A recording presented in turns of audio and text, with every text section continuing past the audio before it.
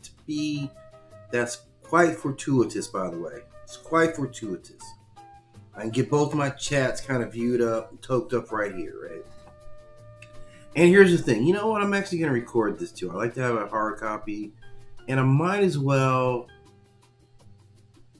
stream to Facebook too. Right? I like to have a hard copy. And I might as well stream to Facebook too. Right? I like to have a hard copy. And I might as well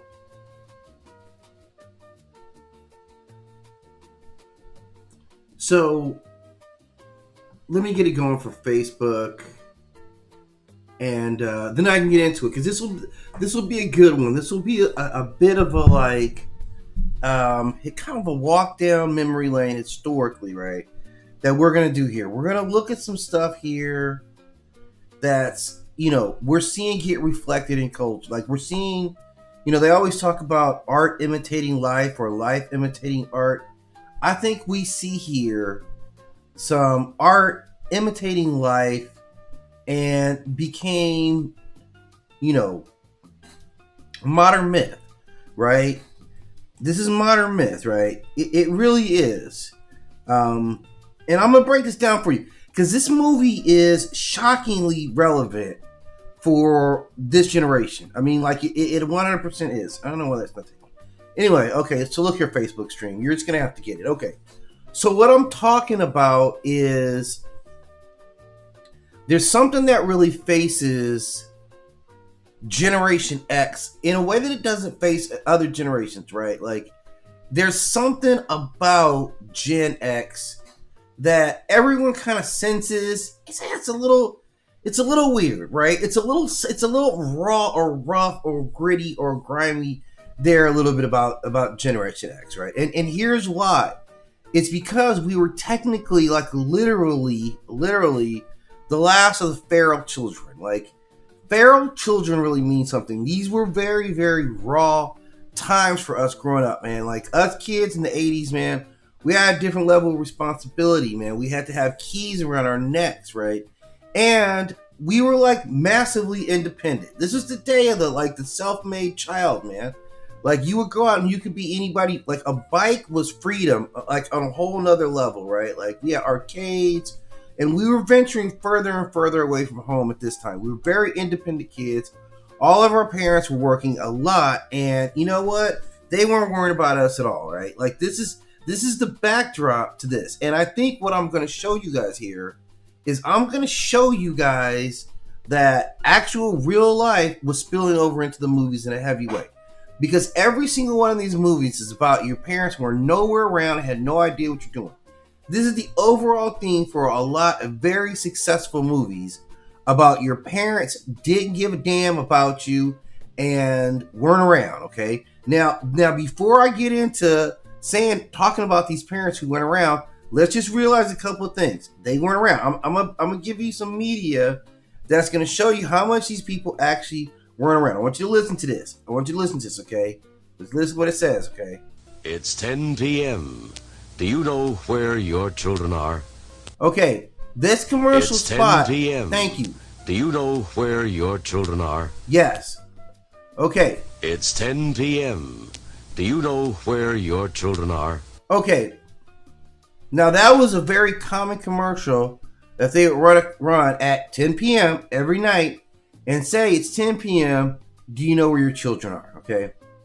And why do you think they needed a commercial to ask you if you knew where your children were? Why do you think that they would need that? Why would they need that? Why would they need a commercial to ask you if you knew where your kids were at 10 o'clock at night? Okay. And it's because this was a problem, because people didn't know where their kids were at 10 o'clock at night and oftentimes didn't care. This is the generation that we grew up in, okay? Like, I just want you guys to peep, like, what was going on and how all these movies reflected. They took that story of you're all a bunch of, relatively abandoned children, right? Relative, like, a scale of feral children, like Lord of the Flies. Like, look at the movies that were most prevalent, right? All these stories are your parents went around. This is what the Goonies 100% represent. Like, think about it. These guys all got together, like got a tribe together, like it's them, and decided that we were going to go out and get some pirate treasure. Okay, this is what these kids face all kinds of danger. We're going to talk about the actual dangers that the Goonies face, right? The Goonies actually face real danger. The Goonies were dealing with like a crime family. Remember the whole crime family? And they had whatever Chunk or whatever his name was, whatever that monstrous face dude was. Like he could be pretty violent, right? It just so happened that they were able to make friends with him, but they were facing real danger. I think at one point they had a gun, like they're after that dude Willie's treasure, right? And at any time they could have died. Like these kids, these children, ultimately faced death like multiple times. I haven't watched the Goonies in years, but like this was very true. Like multiple times, these children actually could have died. Okay, this is actually what was going on. The Goonies running from these criminals, looking for this cave in this hidden like cove where this pirate ship had left all his money and left booby traps as well. Like that's the backdrop of this movie. Now, if you notice, a lot of other really good movies were kind of the same way, right? Like Stand By Me. Remember, these kids started walking for miles for no reason other than they were looking for adventure. That's what kids in the 80s were doing at this time. They would go out looking for something to get into, right? When they told us to go outside and play, they didn't throw a ball and a bat or make a hoop out there. They said go out and play was code for whatever. All right, you guys want to know what that was code for? Let me tell you what go out and play was code for this right here. Here it is. I'm not making myself clear. I don't give a fuck. I don't. Do you hear that? Give a fuck. You hear that? I don't give a fuck. That is what go out and play was code for. They didn't care. I'm telling you, these boomers, these are the people that we now call the boomers, right? And the boomers were essentially telling us, I don't care. I don't care what you do as long as it's not in here. Any place but here is where you could be. We flipped it as if it was ultimate freedom, but it wasn't freedom. We didn't have a choice, man. We didn't have a choice. If we had a choice of drinking out of something other than the water hose, we would have gladly taken it, man. We was reduced to that. It was not a freedom. We were savages, man. We were thrown out to the wind. You better have on a proper attire. You better have on a jacket in case it gets cold, right? But like I remember having a vest, like, because I wanted to make sure I could take the sleeves off the vest, remember though, in case it got hot, because we had to be all terrain, man. Shoes had to be all terrain. We had to be ready to deal with some stuff. You never know where you're gonna have to run from something. So look, this was outdoor gear. And this is what the Goonies like era represented. And I'm telling you guys right now, you can look this up. Generation X is considered the least parented generation of all time. That's fact. That's not me saying this, right? This is what it is. And all these movies are showing exactly that. Like Home Alone, Home Alone, 1990, right? This is not a comedy, right? This is the end of it. This is basically about a kid who had to fend for himself. Like it's a training montage for like independent survival, right? Like who would come up with the idea of, damn, I left my kid at home and we flew off for a vacation. Somebody who had left their kid at home and flew off on vacation. That's 100% what it was. Like all these movies were like, yeah, we about to get it on. Like if you're like kids, and I'm telling you right now, if the message is out there, kids, you need to protect yourself. Protect yourself at all times. Protect yourself from older people. Like that's what I'm going to give you guys this message. Like, look, these older people will do more damage to you than you will do to them. Like historically, they've been getting you guys. You guys, look, these old people right now is the reason some of you guys are going to grow up and be mean old people, right? This is the whole thing. The reason you're going to be mean old people one day is because some mean old people did some mean old people stuff to you. All right. So I'm telling you, this is what these movies were all about. Is like, they didn't care about us. These are self-made children. We had to be tough. Like we might be hunting down a dead body. Like even remember Boys in the Hood, like they were out and they just were like, yeah, you guys want to see a dead body? And there was a dead body like right there. There's a dead body right there. Like they went and they were like, yes, dead body.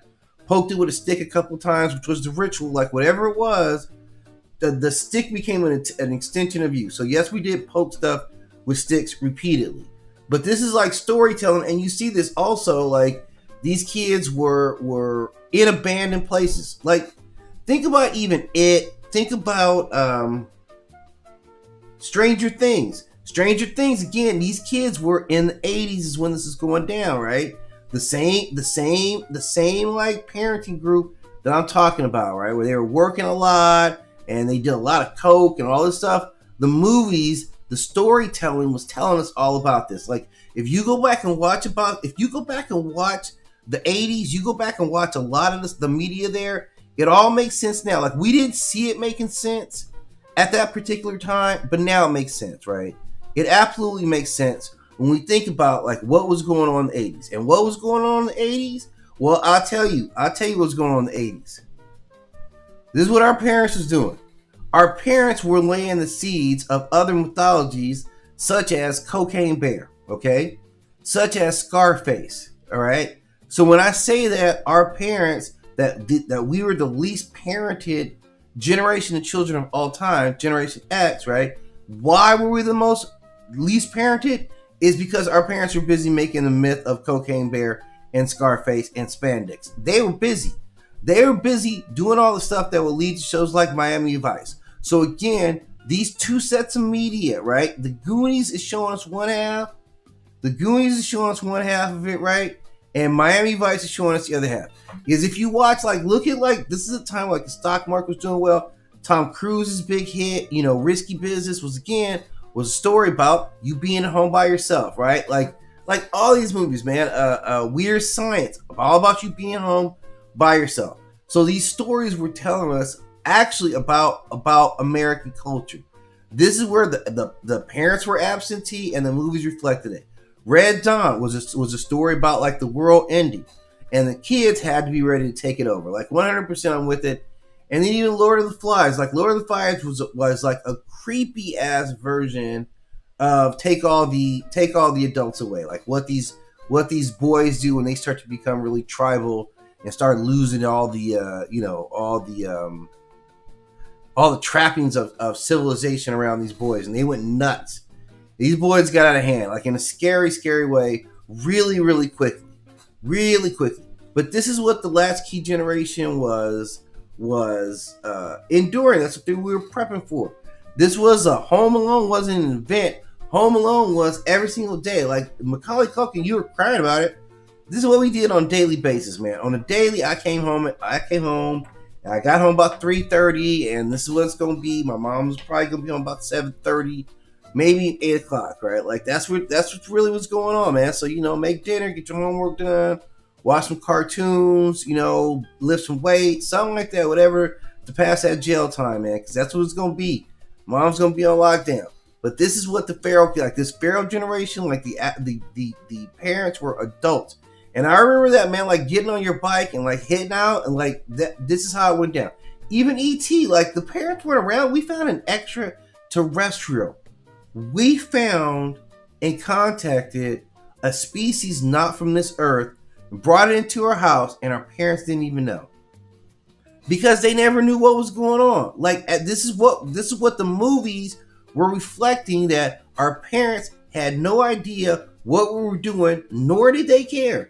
This is why they call this, right, the least parented generation. So we're seeing movies reflecting that just like it was going down in real culture. Like every single step of it, right? Like, look, you can have parties. Tom Cruise proved that even on the gate. Like as soon as her parents left for the weekend, she had like kids in the house. They had beer. They had everything. Like they were really doing like Stephen Dorff's classic movie. Every single one of these was surrounded by, right, adults are gone. This was our culture reflecting or being reflected 100% in the movies that we're making, right? So this is kind of the thing. We start looking at it. When you look at the 80s, you're going to see a lot of this stuff, a lot of these repetitive themes, like where we don't see them as much anymore now. Like now, when we want to do a horror movie or an adventure, like they don't really do adventure movies like this. When you want to do a horror movie, it's typically going to be like, some people moving into a new house or something like that. It's kind of the repetitive theme. But the theme of like the parents being gone, not so much anymore. But strong. This was a strong one in the 80s. The strong one in the 80s. And you see how many movies, and I could go on. I go on and on. But they are going to bring this new Goonies back. Like, Goonies isn't done, right? Like, I think I've read where like the Goonies, they're looking at something in 2026, probably this year. And think about the impact of the Goonies, man. Like, think about the impact. Like, Josh Brolin is with Thanos. Like, Josh Brolin's been huge even over the past like 10 years. Josh Brolin was Thanos. Josh Brolin was Jonah Hex. Josh Brolin was Cable. Like, Josh he's done a bunch of stuff. Sean Astin, I think this is one of his earliest films. Of course, he would be in Lord of the Rings. He would be in like Stranger Things, right?